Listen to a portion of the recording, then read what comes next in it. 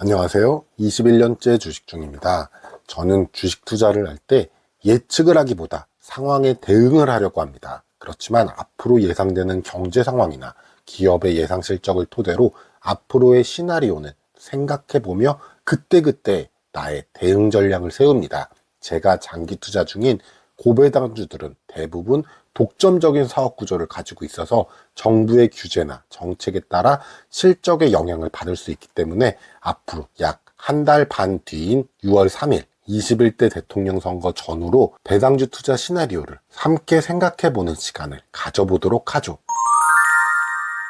돌이켜 생각해보면 지난해 12월 3일 계엄 사태 직후 주가의 하락폭이 컸던 업종이 다름 아닌 금융주였는데요. 저는 상대적으로 금융주의 비중이 높았기 때문에 저의 12월 배당주 투자 성적은 ISA 계좌 투자 기간 중 최대 손실인 935만 원을 기록했었던 기억이 있는데요. 물론 지금은 약 5개월이 지난 시점에서 주가와 저의 계좌 손실이 어느 정도 회복이 된 상황이지만 제가 장기 배당주로 투자 중인 금융, 통신, 독점 업종은 정부와 정치에 상대적으로 더 크게 흔들릴 수 있다는 점을 배당주 투자할 때 염두하셔야 할 것입니다. 그래서 오늘 영상에서는 먼저 지난 대선 전후로 주요 배당주 주가의 흐름을 알아본 다음에 지금의 상황과 비슷했던 시기에 국내외 정세를 한번 알아본 후 지금부터 제가 생각하는 저의 배당주 투자 시나리오와 대처 방법을 공유한 후 오늘 영상을 마무리 짓도록 하겠는데요.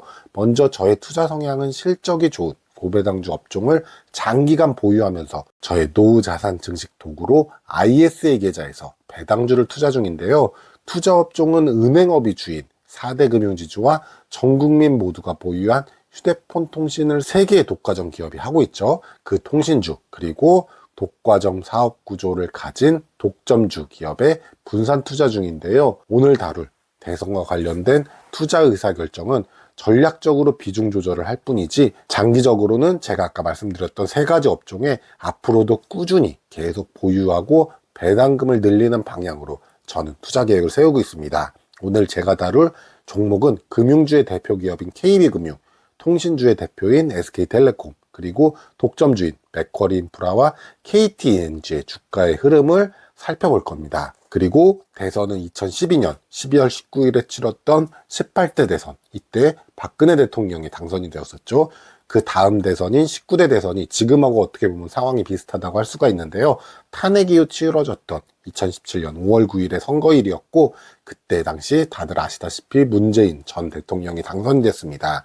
그리고 지난 대선 2022년 3월 9일 선거가 있었고 이때는 다들 아시다시피 윤석열 전 대통령이 당선이 되었습니다. 그리고 다가올 6월 3일에 이제 치러질 대선이죠. 각 시기별 대표 4가지 종목, 아까 말씀드린 4가지 종목의 주가 흐름과 당시 코스피 지수를 먼저 같이 살펴보도록 하겠는데요.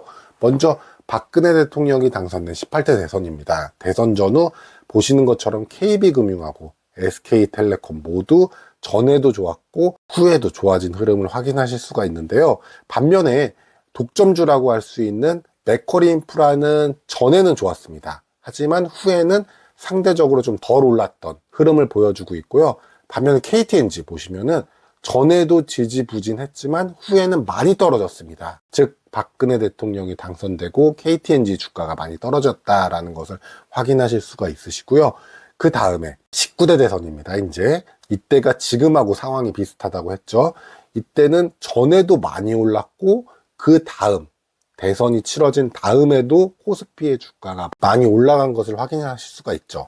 금융주의 대표인 KB금융도 마찬가지로 전에도 좋았고 후에도 상당히 많이 올랐습니다. SK텔레콤은 어땠나요? SK텔레콤은 상대적으로 좀 안 좋았다라는 것을 확인하실 수가 있죠. 여기 빨간색 실선으로 그어진 게 대선일입니다. 대선일 전에 SK텔레콤 지지부진했죠. 상대적으로 코스피보다. 그리고 후에도 오르긴 했지만 코스피보다는 좀 적게 오른, 즉 통신주는 약간은 힘이 약했다라는 거 정도만 느낌으로 확인하시면 되시고요. 다음은 맥쿼리인프라입니다. 맥쿼리인프라 보시면은 전해가 오히려 상당히 강했네요. 그리고 후에는 그 흐름을 이어가긴 했지만 그 다음부터 그 흐름이 꺾인다라는 것을 확인하실 수가 있으시고요. KTNG는 아까 어땠죠? 18대 대선 이후에는 상당히 많이 떨어졌는데 반면에 19대 대선 이후에는 주가의 상승폭이 괜찮았습니다. 그렇지만 코스피도 괜찮았기 때문에 요거는 코스피만큼 오른 것을 확인하실 수가 있으실 거고요. 그리고 가장 최근에 치러졌던 대선이죠.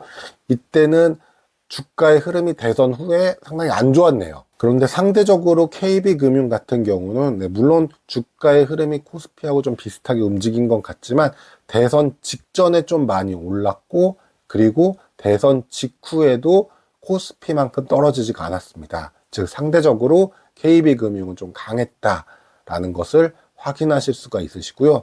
SK텔레콤 같은 경우도 마찬가지로 나쁘지 않았죠. 그렇다고 좋았다고 할 수는 없지만 SK텔레콤과 KB금융은 상대적으로 흐름이 나쁘지 않았다. 맥쿼리 인프라 같은 경우도 상대적으로 괜찮았다. 하지만 그렇게까지 좋은 건 아니지만 나름 괜찮은 흐름을 보였고요. KTNG 같은 경우는 괜찮았네요. 네, 이때 주가의 흐름이 계속 우상향하는 추세로 흘러갔네요. 이렇게 선거를 전후로도 확인했지만 각 정권별로도 보는 게 좋겠죠. 우리는 장기 투자를 할 거기 때문에 단순히 대선만 보는 것이 아니라 대선 전후만 보고 투자할 것이 아니라 길게 가져갈 것이기 때문에 전체적인 흐름으로 좀 제가 정리를 해봤습니다. 여기 검정색 네모 박스가 박근혜 대통령이 집권했을 시기, 박근혜 정부일 때, 그리고 빨간색은 문재인 정부일 때, 그리고 이 초록색은 윤석열 정권일 때의 흐름입니다. 그래서 비교하시기가 보시기 편하시겠죠. 그래서 제가 전체적인 흐름으로 봤을 때 KB금융 같은 경우는 박근혜 정권 시절에는 별 차이가 안 느껴집니다. 횡보하는 게 보이죠. 그리고 이 빨간 박스 문재인 정권에서는 코스피보다 상대적으로 안 좋은 흐름이 보이실 겁니다. 근데 큰 차이는 없지만 그래도 상대적으로 좀 안 좋은 흐름을 보였다. 그리고 다들 아시다시피 배당주가 윤석열 정권의 금융주가 많이 올랐죠. 밸류업이라는 이름으로 작년에 많이 오른 것을 확인하실 것처럼 금융주의 상승이 괜찮았다, 좋았다라고 판단하실 수가 있으시고요.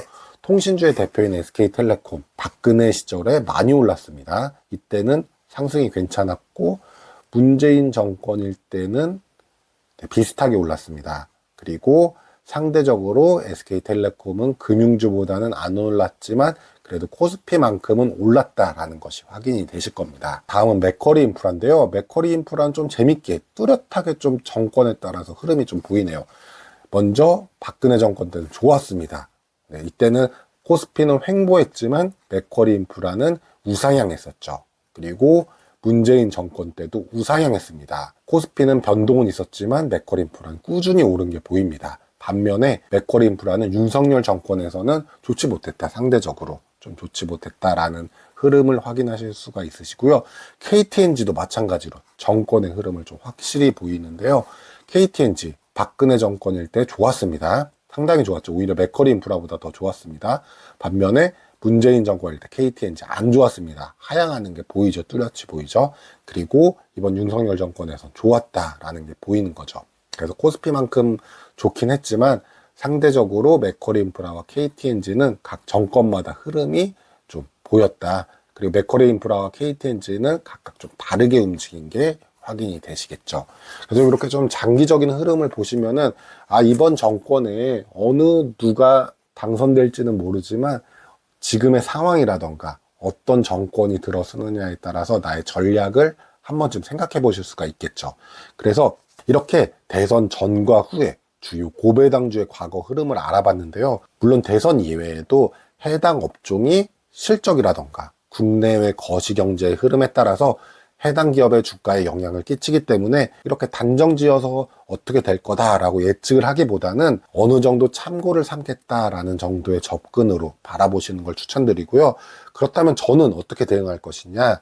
저 같은 경우는 현재 금융주의 비중이 높습니다. 포트폴리오에서 30% 이상을 현재 보유 중입니다. 지금 현재 하나금융지주하고 우리금융지주를 많이 투자하고 있기 때문에 과거 19대 대선을 참고를 해서 금융주의 비중이 좀 안 좋았었죠. 금융주가 19대 대선 이후에 즉 문재인 정권에서 안 좋았기 때문에 그거를 하나의 교훈 삼아서 그렇다고 비중을 많이 낮추는 것이 아니라 대략 한 5% 정도를 낮출 계획이고요. 작년에도 많이 떨어졌었던 맥쿼리 인프라가 현재 저의 포트폴리오의 비중이 10% 정도밖에 안 되기 때문에 한 대략적으로 3% 정도를 높일 계획을 하고 있습니다. 과거 문재인 정권에서 맥쿼리 인프라가 좋았죠. 그거를 참고 삼아서 많이는 아니지만 한 3% 정도 저희 포트폴리오의 비중이 지금 낮기 때문에 늘릴 계획입니다. 또한 이번 정부에도 마찬가지로 주주환원에 대한 흐름이기 때문에 어떤 정부가 된다고 하여도 사회적으로 관심이 늘어날 것 같습니다. 주주환원에 대해서. 그렇기 때문에 배당금 지급 여력이 높은 종목을 찾아보도록 할 겁니다. 앞으로 추가적으로. 그래서 다음 영상에서는 지금의 대선 이후에 배당금이 늘어날 종목을 함께 찾아보는 시간을 가져보도록 하겠습니다. 오늘 영상이 도움이 되셨다면 구독, 좋아요 부탁드립니다.